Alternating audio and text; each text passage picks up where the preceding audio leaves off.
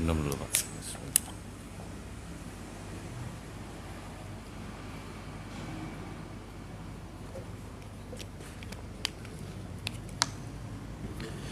Bismillahirrahmanirrahim. Assalamualaikum warahmatullahi wabarakatuh. Innal hamdalillah nahmaduhu wa nasta'inu wa nastaghfiruh wa na'udzu billahi min shururi anfusina wa min sayyiati a'malina may yahdihillahu fala mudhillalah wa may yudlil fala hadiyalah. Asyhadu an la ilaha illallah wahdahu la syarikalah wa asyhadu anna Muhammadan abduhu wa rasuluh. Allahumma salli wa sallim wa barik ala hadzal nabiyil karim wa ala alihi wa sahbihi ajma'in. Bapak Ketua Masjid beserta pengurus yang saya hormati, alim ulama, tokoh masyarakat, cerdik pandai, Bapak Ibu, orang-orang tua saya yang saya muliakan, hadirin hadirat yang semoga kita semua senantiasa dirahmati oleh Allah. Bersyukur kita kepada Allah dengan mengucapkan alhamdulillahirabbil alamin. Allah gerakkan hati kita, Allah masih kuatkan iman sehingga walaupun kantuk mendera, banyak yang harus dilakukan, tapi Bapak Ibu hadir di masjid ini. Semoga apa-apa yang Bapak Ibu lakukan ini dibalas Allah dengan pahala yang berlipat ganda, dijauhkan dari musibah, dimudahkan urusan, dan selalu dalam lindungan Allah. Bersolawat kita kepada Rasulullah sallallahu alaihi wasallam dengan ucapan Allahumma sholli ala Muhammad wa ala alihi washabbihi wasallim. Semoga dengan banyak kita bersolawat kita mendapatkan syafaat di yaumil akhir kelak. Salman Al-Farisi, Pak, sahabat Rasulullah yang digelari pencari kebenaran sejati. Inilah di antara sahabat Rasulullah yang untuk mendapatkan Islam ini, Bu, banyak perjuangannya, pindah-pindah agama dia, Pak. Pertama, dia agama penyembah api. Dialah yang menjaga api itu. Cuman dia heran juga, Bu, sudah selama itu dia nyembah api ini dipegang panas juga, baru Pak. Kan percuma juga kan rasanya. Udah capek menyembahnya, udah dipegang tetap panas. Pas dia pulang dari menjaga api itu, singgah dia ke sebuah gereja Nasrani. Kemudian dia mendengarkan khutbah di sana. Wah, tertarik dia. Ini agama lebih baik daripada menyembah api. Akhirnya Salman Al-Farisi masuk Nasrani. Ketahuan sama bapaknya, dipenjara lah dia. Jadi dari dulu tuh asal orang mau baik tentu tantangannya banyak. Melarikan diri dia dari rumah, pindah lagi ke gereja yang lain, mengabdi lagi dia di sana. Kemudian pendetanya meninggal dan dia minta tunjukkan sebelumnya kepada siapa lagi aku harus mengabdi. Ditunjukkan lagi ke pendeta yang lain.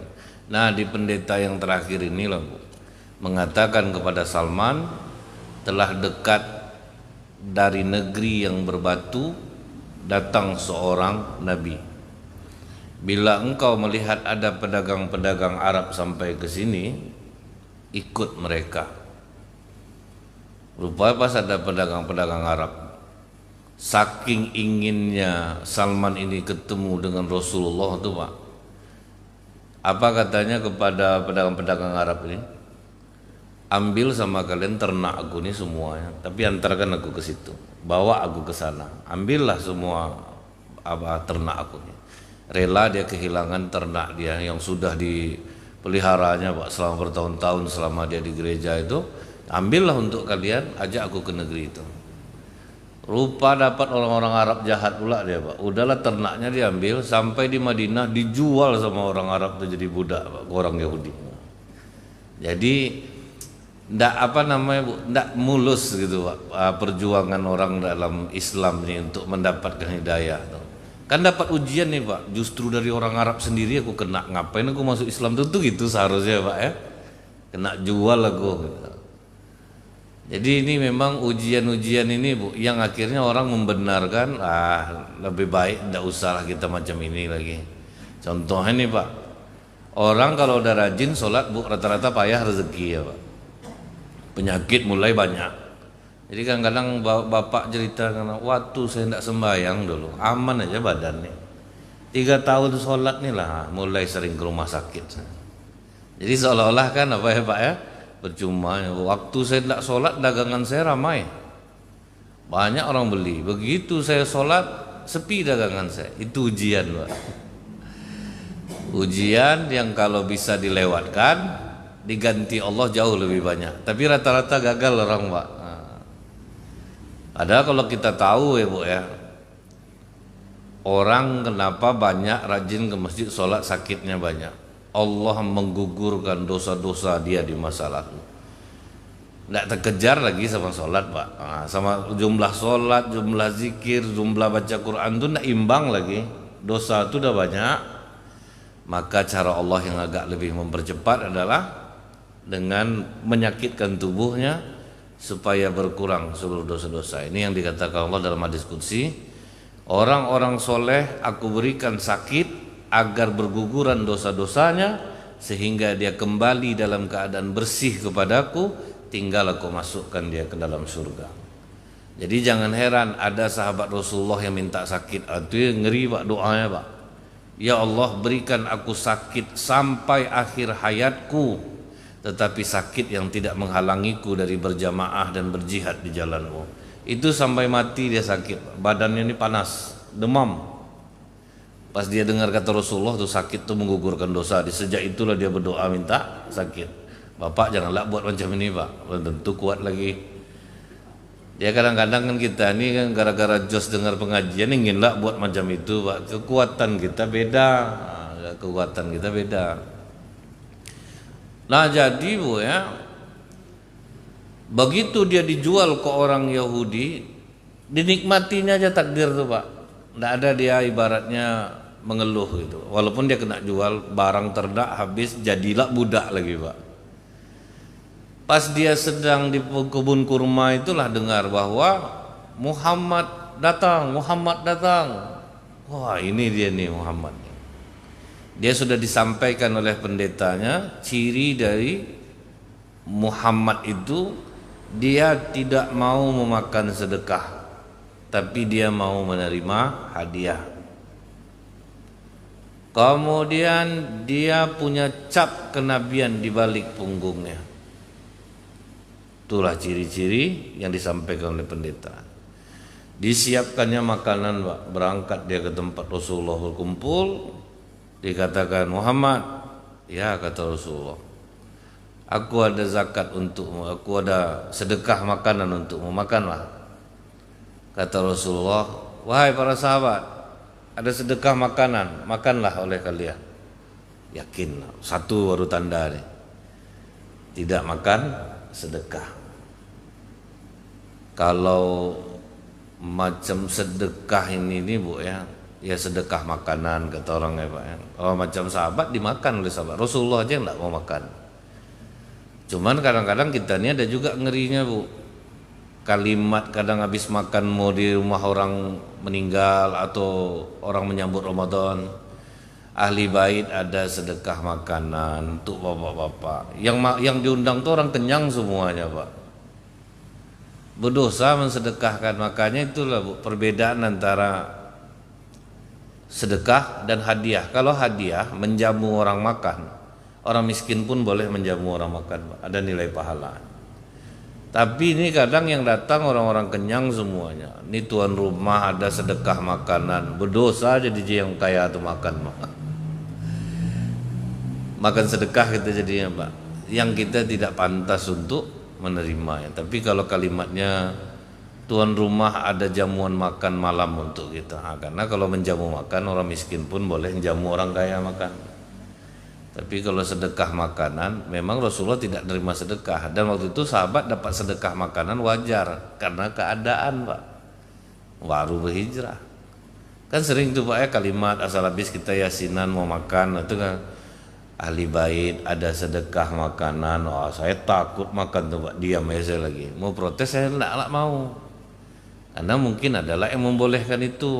Jadi saya diam aja Bu. Karena kalau kita tidak salah memakan sedekah sama memasukkan api ke dalam perut kita Pak, itu ngerinya.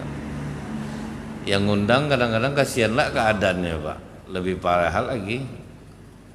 Nah, dialah menyedekahkan kita makanan. Nah, itu mungkin ada yang membolehkan seperti itu. Nah, jadi kemudian Bu, besoknya dia balik lagi Pak, diantarnya lagi makanan. Muhammad, aku ada hadiah makanan untuk. Langsung dimakan Rasulullah. Wah, betul nih, kalau hadiah dia mau, sedekah dia tidak mau. Kita aja Bu ya, sampai kata Rasulullah, tahaddu tahabbu. Orang yang berhadiah-hadiah itu akan saling mencintai. Jadi kalau kita pemberi, kita akan saling mencintai. Istri aja Bu, ngamuk dia, suaminya tengah malam pulang, ngomel-ngomel dia. Suami macam apa bang nih, tidak juga berubah-ubah, umur udah tua, telepon dari sore tak diangkat-angkat, WA checklist dari tadi. Benci mama nengok papa nih, misal gitu-gitu Pak. Dibuka suaminya dompet Bu, dikeluarnya 104 lembar. Minta maaf dek, tadi tidak boleh ngatian telepon di kantor, abang rapat, ini ada sedikit untuk adek, ambillah. Cemas adek bang, abang lama berubah Pak. Itulah dasarnya hadiah tuh Bu ya. Cuman banyak orang salah arti hadiah nih sekarang Pak, digunakan untuk melumpuhkan hati orang. Misalnya kalau udah mau pemilihan tuh Pak ya, nanti datang ke majelis taklim, ibu-ibu berapa orang jumlahnya? Sekian orang Pak. Ini saya ada hadiah nih, gamis, silahkan cari tukang jahitnya, nanti saya bayar. Kena hadiah itu berubah hati ibu-ibu nih Pak. Bapak nih aja lah kita pilih, yang tidak pernah kita dikasih gamis, nih bapak kasih gamis. 2 minggu kemudian datanglah Pak calon anggota dewan yang lain. Bu, ini jangan ibu sampai menganggap saya memberi ini supaya ibu memilih saya. Kalau memang ibu sudah punya pilihan lain silahkan, kan inilah gaya ini Pak. Ini ada hadiah mangkok, piring, setengah lusin ditambah beras 10 kilo, minyak goreng, telur 2 papan, indomie sedus. Kalah bapak yang ngasih gamis dari itu Pak. Bapaknya aja lah sembako dikasih jelas untuk kebutuhan kita. Selesai Pak. Jadi hadiah ini sekarang banyak orang salah arti. Dia sebetulnya bagus Pak, untuk bisa saling mencintai itu dengan hadiah. Mau orang mendengarkan kata-kata kita dengan hadiah. Saya salut misalnya ada ustadz di Malaysia, Ustadz Ebit Liu namanya. Dakwahnya on the street Pak, jalan Pak. Nampak orang di jalan susah, dia sambil apa? Mau saya belikan rumah, mau saya belikan sepeda motor. Jaga-jaga sholat ya bang ya, apa gitu cara dia Pak. Orang dikasih hadiah tuh mau. Ini kadang orang suruh dengar ceramah dia lapar Pak. Orang lapar, suruh dengar ceramah, mana mau masuk Pak. Saya pernah berhenti dari satu tempat ngajar, dikarenakan apa? Kita disuruh ngajar karyawan dengan kurikulum belajar agama ini. Disuruh belajar agama. Akhirnya saya tanya, kalian gaji kalian tepat waktu atau enggak? Ustaz, kadang capek ke ATM Ustaz, kami enggak ada mobil banking. Status yang punya usaha ke luar negeri Pak, karyawannya gaji terlambat semuanya. Oh ini enggak bisa. Hebatnya apa Pak? Gaji kami enggak pernah telat, tepat waktu. Sementara yang disuruh mendengar ceramah Pak, enggak bergaji itu gini aja Pak, dan anak-anak tuh meloyo dengar kajian. Disuruh sabar, disuruh tabah ya Bu ya. Mana bisa. Nah, jadi kadang orang dengan berhadiah ini banyak orang mendapatkan hidayah jadinya, ada juga yang tidak. Saya salut juga tuh Pak dengan cara seperti itu. Dulu sudah pernah kita lakukan Bu, berhadiah seperti itu. Ojek pangkalan di Jalan Todak Pak, ada dia sekitar 20 orang. Bukan orang tuh tidak mau belajar agama Pak, pendapatan tuh susah. Jadi caranya gimana Bu? Mau ndak bapak mendengarkan pelajaran agama selama 3 hari di kantor IKMI? Dikasih 100.000 satu hari. Waktu itu pendapatan mereka 35.000 satu hari.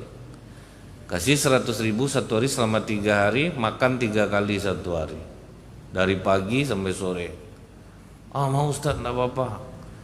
Bukan saya yang punya duit Pak, saya hubungi Pak Haji Muklis yang punya Bali Jewelry di mall, kan dekat sini tinggalnya.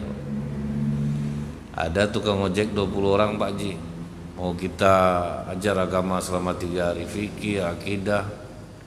Di mana? Di kantor IKMI. Jadi berapa totalnya? Total 6.500.000 ditambah sama Pak Haji Fauzian Dallas Sport.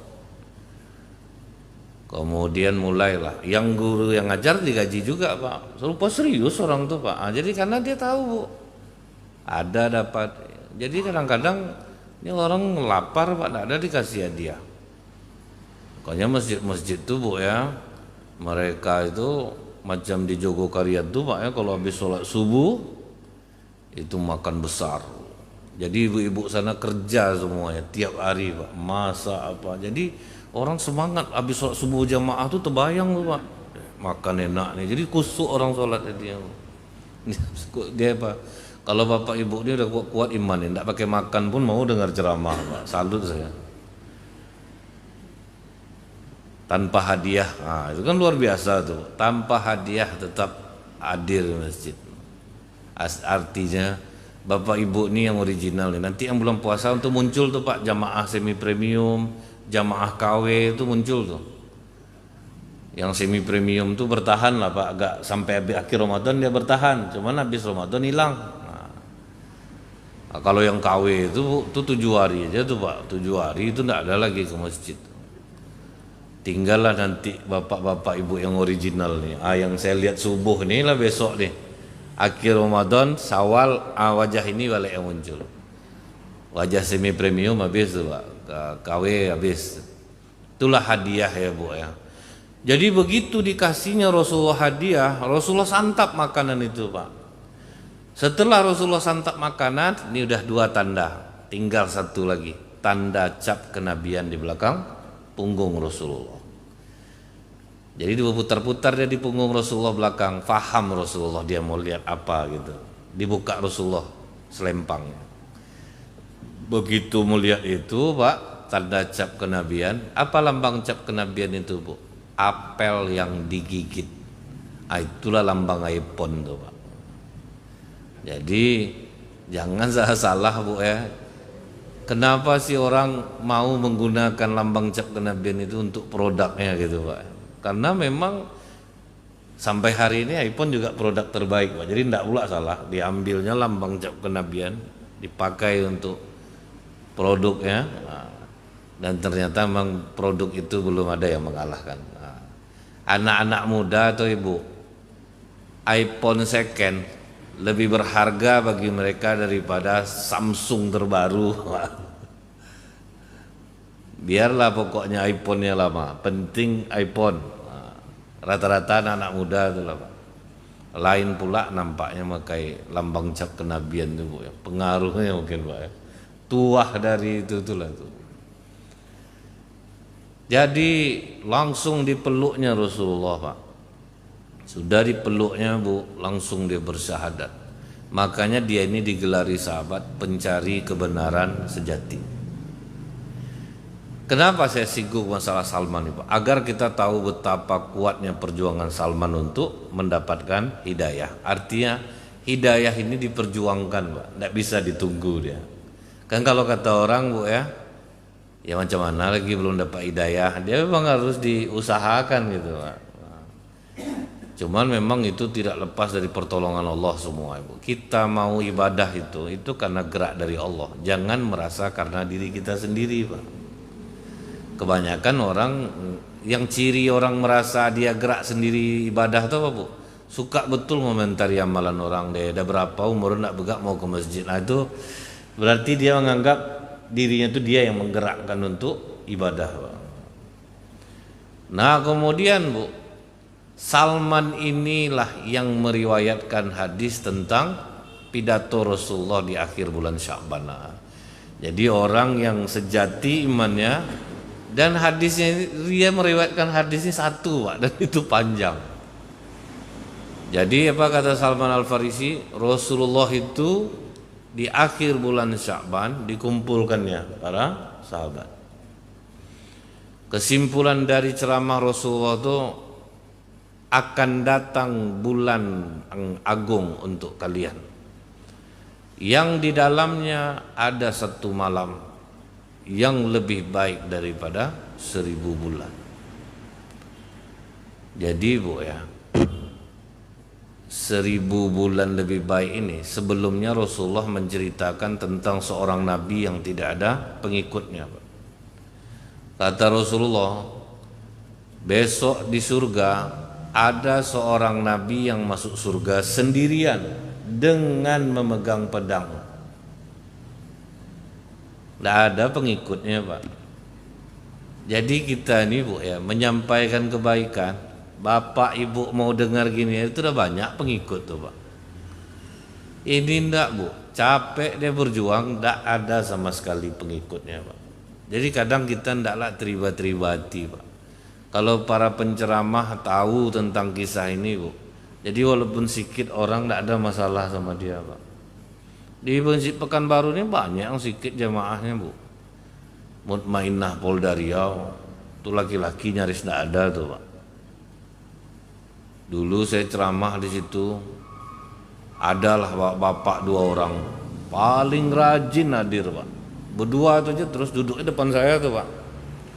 Udah 6 bulan barulah saya tahu Pak, dua-duanya pekak telinganya. Ndaklah dengar rupanya Pak. Telinga pekak dua-duanya. Tapi rajin datang Pak. Ibu-ibunya 5 orang. Nah, ibu-ibu sampai sekarang masih segitu tuh Bu. 5 orang di situ. Bapak-bapaknya udah nyaris enggak ada itu. Cuman kalau kita tahu biasa aja Bu. Apalagi Masjid Taqwa Pak. Masjid Taqwa itu besar ya Bu. Ibu-ibu 2 orang di ujung duduknya Pak. Bawa bapaknya 6 orang. Nyandarlah di belakang saya nih Pak. Kemana saya mau menghadap kira-kira menurut Bapak? Jadi situ macam di radio kita ceramah Pak.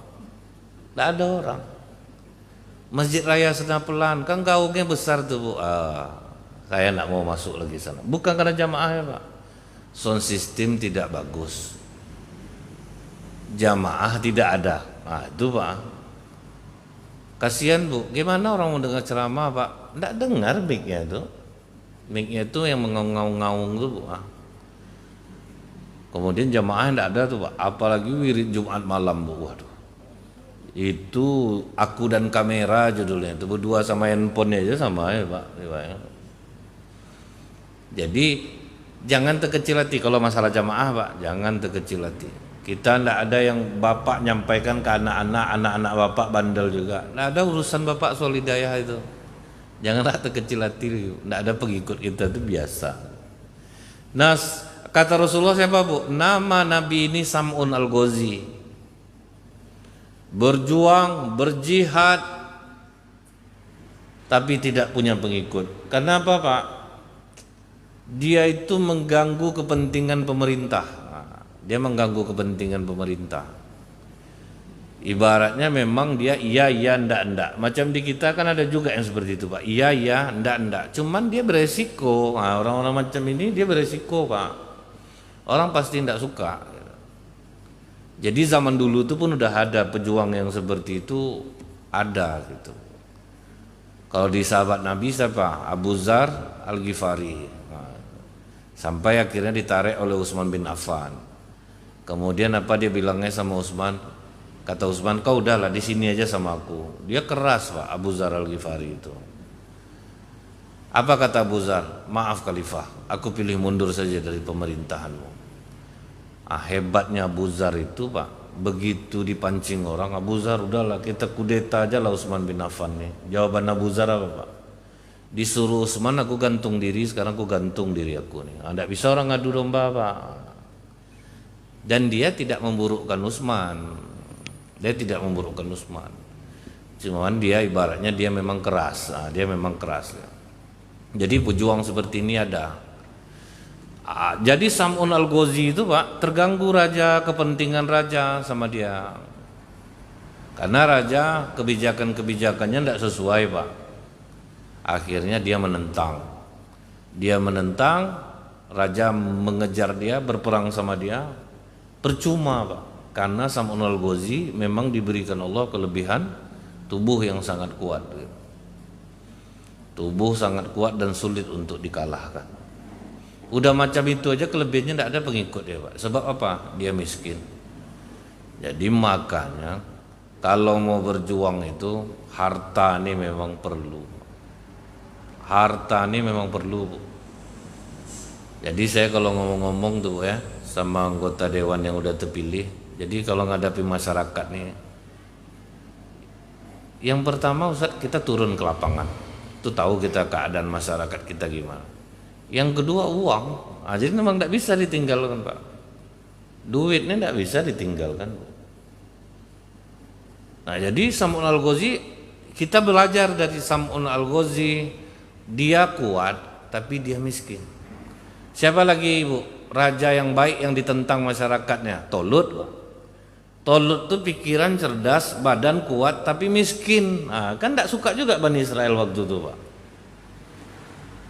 Artinya apa? Kita tuh boleh kaya, cuman sebaik-baik harta kata Rasulullah di tangan orang-orang soleh. Nah, bagaimana cara raja untuk melumpuhkan Sam'un Al-Ghazi? Kerjasama dengan istrinya Pak. Apa kata raja ini? Kau udah lama hidup miskin, hidup dalam kesusahan, suami kau dibenci orang. Kalau kau mau kaya, senang aja. Usahakan kau tahu apa yang menjadi kelemahan di tubuh suami kau tuh, sehingga kami bisa memenjarakan dia. Dapat sama kau kelemahannya, kaya kami buat. Mendengar itu Pak, dan itulah godaan perempuan yang terbesar, harta benda. Harta benda ini ujiannya terbesar. Sekaya apapun kami laki-laki ini Bu, dompet kami satu.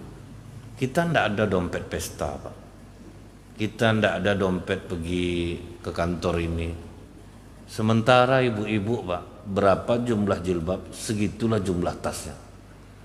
Jadi memang ujiannya itu harta benda Pak.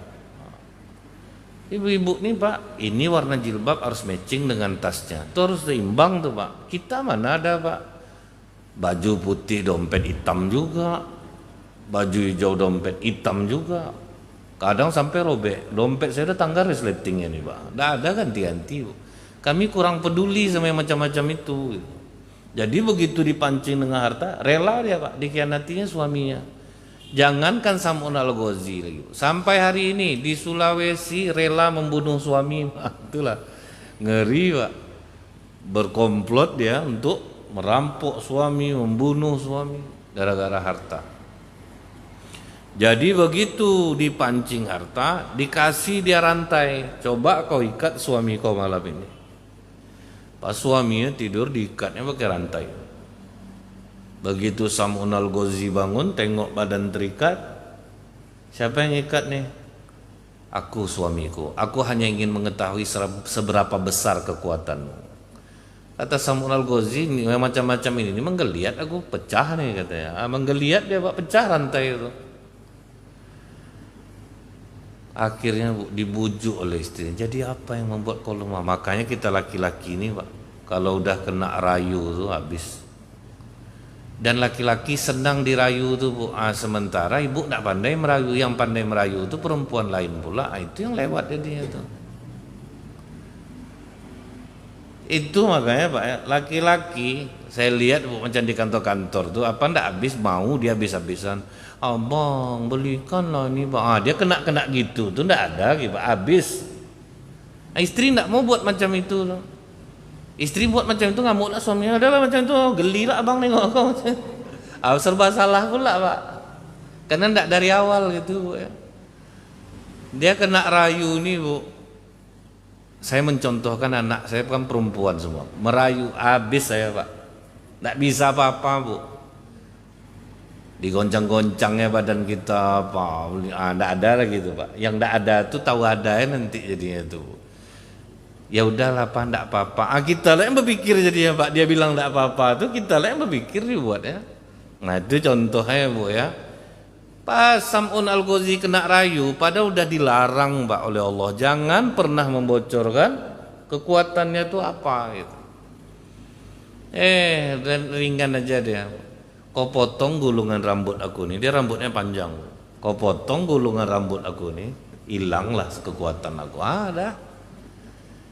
Diikat, besoknya diikat malam, dipotong gulungan rambutnya. Selesai Pak, bangun tidur tidak ada kekuatan apa-apa lagi. Dikasih tahu istrinya ke raja, ditangkap tanpa perlawanan sama sekali, lemah, diikat. Dan ternyata Bu ya, saya pernah ketemu, bukan dengan orang kuat ya Pak ya, di tubuh kita ini memang ada kelemahan-kelemahan tertentu Bu. Ada orang tertarik aja rambutnya langsung hilang moodnya langsung Pak. Rupanya ada yang macam-macam itu Bu. Ada sisi-sisi kelemahan di tubuh kita ini, bentuknya kuat tapi ada lemah. Kita masing-masing pasti tahu tuh Pak, kelemahan kita itu di mana gitu. Ada orang Bu ya, kena tekan sedikit ya perutnya melonjak-lonjak dia Pak. Itu pula Bu ya, ada sisi-sisi lemahnya. Nah begitu ditangkap, diikat di tiang istana Pak, dia udah tidak punya kekuatan, itu betul-betul disiksa Pak. Puas orang membalaskan dendam yang tidak bisa ngalah-ngalahkan dia tuh Bu, dicambuk dia Pak. Turun malaikat Jibril Pak.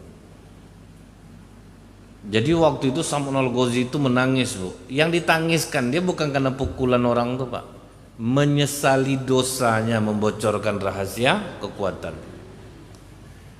Jadi Bu, tangisan yang dipandang Allah tuh tangisan kita yang merasa menyesal terhadap perbuatan kita. Banyak orang Pak, habis sholat tuh menangis bukan karena dosa. Ansuran mobil belum bayar ya Allah, uang sekolah anak, seragam anak, itu ndak ada. Bagi Allah tuh ndak ada yang macam itu tuh Pak. Jadi kita tuh Bu ya, bisa kita nerima takdir Allah, tahu kita kesalahan kita, baca istighfar, baru kena Pak. Kita tidak nerima keadaan nih Bu. Misalnya gini, banyak orang sholat ini stres karena apa Bu? Dia tidak ngakui dosanya, kenapa hidupnya sulit. Misalnya nih, dia pinjam duit bank, digadaikan sertifikat tanah, kemudian dia buka usaha, berharap usaha ini bisa membayar uang bank. Rupanya usaha ini mundur, bank tidak terbayar, aset kena sita. Dia berdoa, ya Allah mengapa kau berikan aku cobaan seberatnya. Itu kan tidak salahkan untung namanya. Akui kesalahan kita dulu. Aku salah ya Allah, aku salah. Itu baru enak sholat Pak. Seperti orang Bu, sibuk minta, ya Allah berikanlah aku kesembuhan, berikanlah aku kesembuhan. Dia dah capek saya berdoa dah, tak berapa rumah sakit. Yang Allah ingin tunggu tuh, akui kita loh, aku dulu makan betul-betul tidak berpantang betul ya Allah. Aku yang salah, kenapa aku salah? Itu enak tuh Pak. Baru Allah mendengarkan Bu. Kalian merasa benar ya, kalian tuh kalian minta aku menyembuh, kalian buat kelakuan aku lah yang nyelesaikan. Tidak mau ngaku gitu. Macam Sam'un al-Ghazi itu dia nangis bukan karena dia aku kena tangkap, bukan itu Pak. Menyesal sudah membocorkan rahasia itu. Itulah tangisan seorang muslim tuh Pak. Kalau hidup susah ini tidak ada masalah sama dia. Dia salah, kenapa dia sampai susah? Entah boros dia. Nah itu tuh Pak yang dia pakai. Jadi kita cari dulu sumbernya Bu. Nah Sam'un al-Ghazi dicarinya sumbernya dia salah. Makanya kata Jibril, Allah masih memberimu kesempatan. Apa permintaanmu Sam'un? Kembalikan kekuatanku. Itulah permintaan dia. Dikembalikan Allah kekuatannya, digoncangnya lah tiang itu Pak. Rubuh. Semua yang ada di sana mati kecuali dia. Istrinya pun ikut mati. Belum dapat harta itu lagi Pak, udah mati lah. Belum terbeli gelang lagi Bu ya. Gelang belum terbeli. Jadi ini yang kata Rasulullah tuh Bu, orang tua senantiasa menjadi muda karena dua hal. Cinta dunia, panjang angan-angan, itu sama tuh. Tidak ada orang umurnya tua kalau soal cinta dunia. Ada tuh atuk udah sekarat dipanggilnya anak satu-satu. Wan, iya Pak. Joni, iya Pak. Roni, iya Pak. Desi ada Pak. Itu siapa yang jaga toko? Itu yang diingatnya Pak. Bukan dia sakratul maut itu yang dipikirkannya. Yang jaga toko yang ditanyanya siapa? Sang anak-anak mau salam perpisahan Pak. Lupa dia khawatir toko tidak buka, itu takut dia kalian kumpul sini semua siapa yang buka toko. Itulah cinta dunia nih Bu. Tidak ada tuanya. Kemudian Sam'un Al-Ghazi menebus kesalahan dia. Jadi itu Bu, para sahabat dulu sering membuat hukuman untuk dirinya. Contohnya nih Bu, ada dia terlambat sholat Isya berjamaah, dibantai sholat sendiri 27 kali 4 Pak. Karena kan hadis Rasulullah, sholat berjamaah itu 27 derajat. Dihukumnya dirinya sholat sendirian 27 kali 4 sholat Isya Pak. Umar bin Khattab Bu, terlambat sholat asar, tertidur di kebun kurmanya. Disedekahkannya kebun kurma itu Pak. Dan itu ditaksir harganya tuh kalau diuangkan Bu 42 miliar Pak. Kebun kurma Umar itu. Gara-gara ndak sholat asar aja Pak. Sempat kita buat macam tuh Bu, udah selesai ruku sini habis ndak sholat sedekah kan, ndak sholat jamaah sedekah kan. Jadi begitulah Pak, sahabat itu menghukum dirinya sendiri. Nah, Sam'un Al-Ghazi apa dihukumnya dirinya Pak?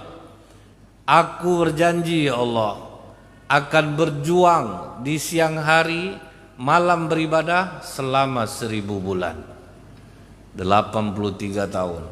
Mendengar itu temenung lah sahabat Pak. Umur kami aja tak sampai 83 kan enggak ya Rasulullah. Macam mana caranya supaya kami bisa mendapatkan ibadah seperti Sam'un? Maka kata Rasulullah, akan datang 1 bulan yang sangat agung, yang di dalamnya ada 1 malam yang sama nilainya dengan 1000 bulan. Makanya para sahabat tuh Pak gencar betul dari awal mengejarnya Bu. Macam Rasulullah kita tahu dari bulan Sya'ban ini udah start nih Pak. Puasa terbanyak Rasulullah itu di bulan Sya'ban, tidak tentu hari lagi. Kemudian sama-sama nanti itu sama Aisyah mengganti puasanya tahun dulu rata-rata juga di bulan Sya'ban. Nah dikejar dari awal Bu, dikejar dari awal. Jadi lebih senang untuk dapatnya, jangan tidak bisa digas di 10 hari terakhir aja gitu. Dia ditabung dulu Pak, ditabung amalan nih, sama dengan misalnya gini. Siapa yang membaca Hasbiyallahu la ilaha illallah alaihi tawakkaltu wa huwa rabbul arsyil azim 7 kali di pagi hari, sore hari, dicukupkan rezekinya. Caranya kapan Bu? Ya sering-sering dulu Pak, tabung aja zikir itu dulu sampai dia memenuhi kuota. Nah, jadi ketika kita sulit dia keluar. Banyak orang Bu mengamalkannya ketika udah payah dia Pak, tentu susah ngumpulkannya balik. Jadi ngumpulkan zikir, misalnya Bu ya, saya tetap juga pemarah Ustaz, payah saya, padahal udah saya baca auzubillahi minasyaitonirrajim. Dia ditabung. Kita misal temperamen orangnya jauh-jauh udah auzubillahi minasyaitonir, auzubillah. Jadi pas nanti sudah berbulan-bulan di tempat yang seharusnya biasanya kita ngamuk jadi enggak, berarti itu udah keluar tuh Pak bantuan dari Allah itu. Dikumpulkan dulu dia Bu. Walaupun Rasulullah mengatakan kejarlah dia di malam-malam ganjil di 10 hari terakhir. Tapi bukan berarti di 10 terakhir itu aja. Sebetul kami para ustadz ini malu betul ya Bu. Ngapa gitu? Para ulama dulu Pak masuk Ramadan tuh berhenti ceramah semuanya Pak. Awak bahagia betul Pak pas bulan ceramah deh, banyak ceramah tuh. Udah meleset kami ini sebetulnya Bu. Tapi macam mana lah Pak? Udah terlanjur lah orangnya Bu ya. Buat tiap bulan puasa ceramah. Ulama dulu tuh stop semuanya. Udah Ramadan mereka sibuk dengan Quran, beribadah. Ulama-ulama di daerah Jawa tutup pengajian, mereka pergi ke desa yang orang tidak kenal mereka ngurus masjid Pak, jadi marbot masjid, ngusun sendal. Nah, itu amalannya Pak, dan orang tidak tahu bahwa mereka adalah ulama-ulama besar.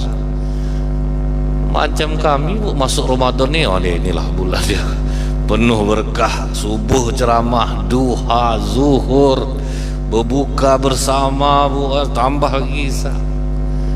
Entahlah Pak, di sisi Allah kami ini tak macam mana lah dia. Iya Bu. Nah jadi sahabat tuh mengejar itu dari awal mereka. Tapi kalau masalah Rasulullah dapat malam Lailatul Qadar itu banyak yang aneh yang kita dengar sekarang. Nah Rasulullah tuh apa pengakuan Anas bin Malik Pak? Malam itu hari hujan, malam itu angin kencang, angin itu semilir. Kami sedang sholat bersama Rasulullah, berjamaah Pak, sholat sunat tapi berjamaah. Setelah sujud terakhir, pas sujud terakhir itu Rasulullah tidak naik-naik sampai hari hujan. Begitu hari hujan,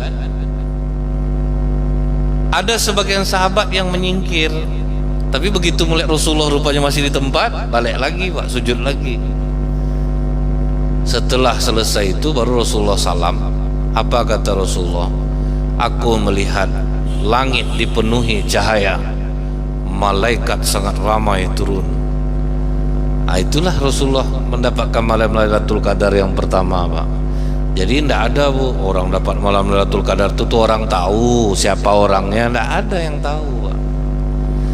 Berobatlah ke bapak tuh, dia dapat malam Lailatul Qadar dari mana lah dia tahu dia dapat malam Lailatul Qadar, mana ada orang yang tahu Bu.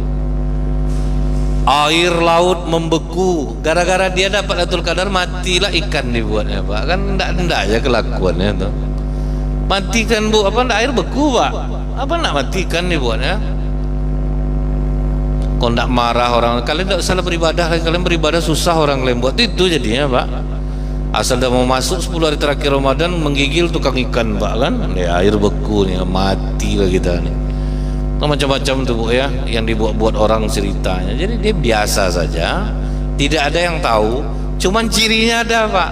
Macam Bapak Ibu nih saya yakin udah dapat nih, selesai Ramadan masih tetap di masjid. Itu ciri orang mendapatkan Lailatul Qadar tuh Pak. Selesai Ramadan dia masih ke masjid. Karena kan iblis sudah lepas tuh Pak, masih ke masjid. Itu yang dahsyat tuh. Di bulan Ramadan itu pula lah Bu ya, bulan kata Rasulullah diturunkannya Al-Quran. Ya kan 17 Ramadan Al-Quran turun Bu. Kalau kita tilik lagi, Al-Quran itu diturunkan karena Rasulullah banyak berfikir tentang orang gitu Pak. Duduk di Gua Hira itu memang nampak Mekah tuh Pak seluruhnya. Nah, ada visualnya, ada yang dipikirkan oleh Rasul nih, macam manalah keadaan orang macam ini nih. Kerisauan seperti itu tuh harusnya yang ada Pak. Orang seperti ini mudah dapat petunjuk. Itu maksudnya Pak. Sering mikirkan orang gitu. Gimana anak-anak nih mau berkumpul di masjid, bagaimana supaya anak-anak ini tidak ribut dia di masjid, apa akal kita ya. Bagaimana supaya anak-anak mau tadarus lagi. Anak-anak Bu, semenjak nenek-nenek belajar tahsin ini malas anak-anak ikut tadarus Pak. Kalian ngapa nak tadarus? Muak nengok nenek itu Ustaz, salah aja Pak baca dibuatnya. Itu pula kadang narik napasnya salah kita langsung Ustaz. Ya kan kalau orang baru-baru dapat ilmu tajwid, tahsin tuh Pak, kan ada kebanggaan tersendiri. Kadang baca imam tuh pun dikritisinya tuh Pak, salah huruf H-nya tadi. Jadi masalah sama dia karena dia baru dapat ilmu. Ciri orang baru dapat ilmu itu kan itu Pak, suka menyalahkan orang, itu ciri Pak. Jadi nenek-nenek ini Bu, kadang dia udah ngaji itu terdengar di toa luar tuh salah kau baca tuh. Itu malas anak-anak tuh Pak. Udahlah malas ngaji ya. Jadi buat mereka betah di masjid. Apa akal kita yang mau kita buat? Itu berpikir namanya itu Pak. Jadi kita tidak soleh sendiri Pak, tidak soleh sendirian. Itu yang kita pikir. Bagaimana orang-orang muslim di pasar ini mau hadir ke masjid? Apakah dengan cara didatang? Itu nama berpikir kan, berpikir itu memikirkan orang supaya bisa juga baik. Ada akun YouTube polisi Pak, salut saya nengok dia Bu, dengan dana sendiri. Panggilan anak pang tuh Pak, anak-anak pang di jalan yang pakai Vespa tuh Bu. Kita ngobrol-ngobrol dulu, tapi mau ndak mandi dulu semua, nanti saya kasih baju, baru kita makan. Yang ngerokok ayo kita ngerokok. Jadi anak-anak tuh mau Pak. Habis itu dikasih duit Bu ya. Orang Pak dikasih duit sudah dengar ceramah, apalah nggak mau orang Pak. Jadi ada daya tariknya Bu kan, ada daya tariknya. Nah jadi kalau saya lihat sekarang, nah Ustadz yang sering kurang munculnya sekarang Bu kan Ustadz Hanan Ataki itu kan jarang muncul ceramah Pak. Tapi saya begitu cerita sama dia Nur kemarin, salut saya Bu. Saya jarang ceramah, saya memikirkan program bagaimana anak-anak muda ini betah dia untuk berhijrah.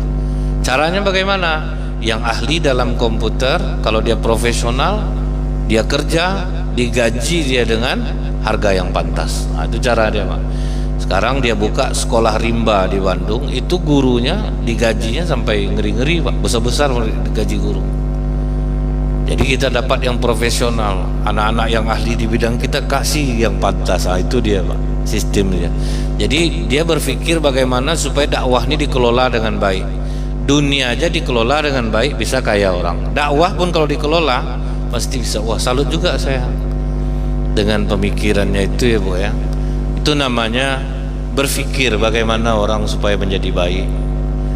Kalau kita kan sekarang ini apa, Pak? Ya duduk, pergi ke masjid, sholat, dengar ceramah. Ada enggak kita udah berpikir gitu, Bu? Bagaimana menarik minat orang untuk mau ke masjid ini? Sempat satu orang ada ibaratnya satu orang membawa satu orang membawa satu, kan 2 kali lipat tuh, Pak. Yang diajaknya mau dengar ceramah nih 20. Kan untuk jalan Allah tiba itu, Pak ya. Biarlah dulu Bu ya, ibaratnya dia sekedar mendengar, lu penting dia dapat 20, habis itu kasih makan gitu, Pak ya. Ajak dia ke masjid misalnya itu, Bu. Itu nama berpikir. Nah, kalau kita berpikir itu, Bu ya, Allah cepat ngasih petunjuk. Nah, Rasulullah kan waktu itu yang dipikirkan ya, Pak. Keadaan masyarakat dah parah. Nah, turunlah wahyu yang pertama, Iqra itu. Bacalah.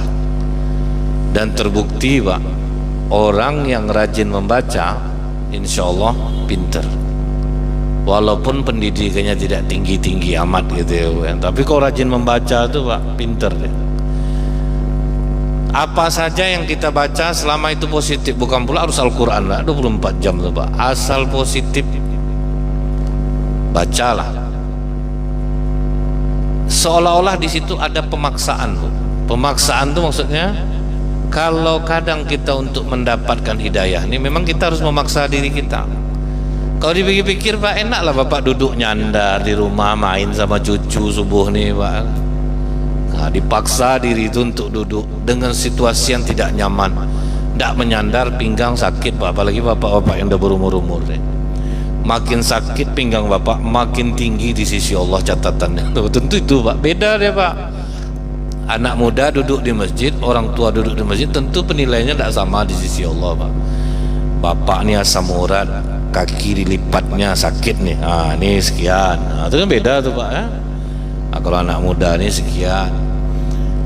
Nah, diturunkan Al-Quran itu, Bu, ternyata Al-Quran ini bukan saja sekedar petunjuk bagi orang-orang beriman, bahkan membacanya pun akan berbeda rasa di dada tuh.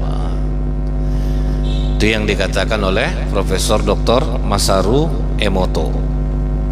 Orang Jepang, agamanya Shinto. Disuruhnya orang baca Quran, didekatkannya air mineral nih. Coba. Dulu, Pak, saya menyangka, Pak, orang mengaji-ngaji ini apa iya ada dalilnya nih. Rupanya memang air ini tidak mati, Bu. Hidup air ini, Pak. Disuruhnya orang baca Quran, kemudian difotonya air yang dibacakan ini dengan kamera elektron namanya. Kamera elektron berkecepatan tinggi. Terkejut dia, Pak. Kristal air yang terkecil ini begitu mendengarkan bacaan Quran membentuk bunga segi 5. Ini yang ngomong bukan orang Islam, Pak. Agamanya Shinto. Orang Jepang sampai hari ini masih Shinto, Pak. Buka nanti di YouTube tuh, zikir air namanya. Itu nanti keluar yang saya bilang nih, Pak. Ada gambarnya langsung, air yang membentuk bunga segi 5 ketika dibacakan Al-Quran. Kemudian disuruhnya coba baca terus. Pas dibacanya terus, Pak, dari bunga segi 5 itu muncul 6 tangkai yang sangat indah. Itu juga ada di gambarnya, di foto dia. Gambar itu juga ditampilkannya nanti itu, Bu. Apa kata Dr. Emoto ini, Pak? Tubuh manusia 75% air. Orang muslim yang sering membaca Al-Quran, kristal darahnya akan bagus, mereka akan sehat. Makanya Al-Quran itu disebut penyembuh, Bu. Orang yang rajin membaca Quran, nah, sayang itulah Pak. Saya ini sambil menceramahi diri sendiri, tidak banyak kita membaca Al-Quran ini. Dulu ada seorang ustadz, dia ceramah pernikahan. Habis ceramah disuruh makan. Rupanya ada bapak-bapak di depan dia, rasanya lebih berumur daripada ustadz nih Pak. Ditawari ustadz nih lah, Pak makan Pak. Disuruh bapak nih ngambil duluan. Menurut ustadz nih umur bapak itu sekitar 55 lah maksimal. Ditengoknya apa yang dimakan bapak nih Pak, rupanya bapak tuh Pak kerang dimakannya, udang, telur puyuh, dendeng, rendang, diambilnya semua Pak. Penasaran ustaz nih, bapak ini nggak pantang makan nih. Pas duduk ditanya sama ustaz nih, Pak, bapak nggak takut makan macam itu tuh? Nggak ada pantangan bapak? Ada lah ustaz, masalah makan nggak ada pantang. Cuman sampai sekarang saya pantang nampak baru. Nah, kalau makan ini masih itu baru pantangannya. Tambah kepo ustaz nih jadinya Pak. Umur bapak udah berapa Pak? Nah, coba ustaz tebak berapa umur saya? 55 kata ustaz nih. Salah. 53 salah. 52 salah. Tidak mau ustaz nih menambah di atas 55 Pak, karena tidak yakin dia. Ustaz mau tahu umur saya berapa, dikeluarkannya KTP, rupa umurnya 83 tahun saat itu, tapi perawakan 55 Pak. Wah, tambah penasaran ustaz nih Pak. Apa amalan bapak Pak? Kalau yang boleh saya tahu nih, apa amalan bapak? Ustaz sering tidak baca Quran katanya. Tuh malu ustaz nih Pak. Sering lah. Kapan ustaz baca Quran? Paling tidak setengah jam satu hari. Ketawa bapak nih Pak. 24 jam satu hari, setengah jam baca Quran. Wah, malu Pak. Memangnya bapak baca Quran berapa sehari? Saya satu hari minimal 4 juz, 7 hari khatam. Itulah bukti Bu ya, perawakan jadi awet muda Pak. Beruntung orang-orang jadi imam masjid nih Pak. Imam-imam masjid dia sering baca Quran, itu rata-rata awet Pak. Ada imam di Masjid Al-Fatah Minas Bu, jauh tua di atas saya, rambut ada beruban Pak. Karena memang hari-harinya dia membaca Al-Quran, jadi kristal darahnya bagus Bu. Ini kadang-kadang besok bulan puasa, sebelum subuh baca selembar, setelah subuh baca selembar, kali 5 waktu 10 lembar, 1 juz satu hari. 3 hari tahan macam itu, mana ada. Sempat bisa kita, kalau sahabat dulu Pak, Utsman bin Affan 3 hari khatam. Memang amalan-amalan sahabat dulu tuh Bu ya, memang hari-harinya dengan Al-Quran Pak, sehingga badan sehat. Ada juga satu orang jamaah tablik saya lihat di masjid, satu masjid itu asal habis sholat baca Quran. Memang beda tampilan dia tuh Pak, kulit tuh beda jadinya. Jadi memang dia, saya udah sering betul memperhatikan dia tuh, memang rajin betul baca Quran. Jadi kalau bapak atuk-atuk sekarang nih baca Quran, bagaimana kalau banyak baca Quran? Saya rasa akan mendapatkan keajaiban yang sama Pak. Nggak ada. Cuman mungkin dengan cara yang berbeda. Badan tetap tua tetapi sehat misalnya itu Pak ya. Jadi inilah kedahsyatan di bulan Ramadan yang disampaikan oleh Rasulullah di akhir bulan Sya'ban. Bahkan apa kata Rasulullah Bu? Rezeki orang-orang Islam dilebihkan di bulan Ramadan. Rezeki kita dilebihkan, tapi kok kenyataannya kok enggak ya? Nah, ini pertanyaannya lagi Pak. Seharusnya Bu, di bulan Ramadan itu kan kita lebih irit tuh Pak. Cuman nafsu kita ini enggak bisa, sehingga lebih banyak pengeluaran makan kita di bulan Ramadan daripada di hari biasa. Yang terasa rezeki berlebih yang berbuka di masjid Pak, itu enggak rusak duitnya tuh sebulan Ramadan tuh. Dia berbuka di masjid Pak, itu caranya Pak, baru murah rezeki Bu. Apa kata takmir masjid deh, bulan puasa ini betul-betul beruntung kami, makan ada ya tiap hari, kadang sampai berlebih. Anehnya di hari biasa enggak ada yang ngantarin macam itu Pak.